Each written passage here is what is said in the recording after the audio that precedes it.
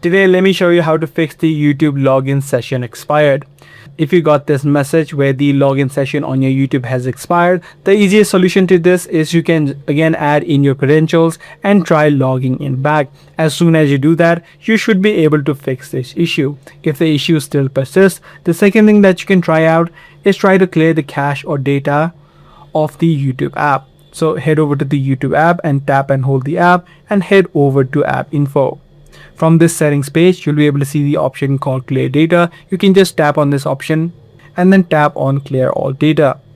Now apart from this, what you can also try out is try to check for new updates available. Head over to the Play Store and see if the YouTube application has any new updates available. If it does, you can just tap on the update button and make sure that the app is updated.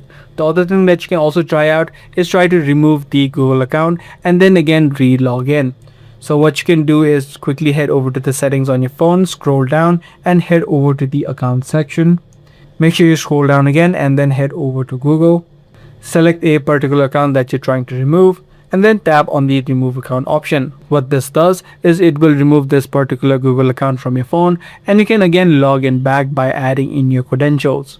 So by following these couple of steps, you should be able to fix the YouTube login expired issue.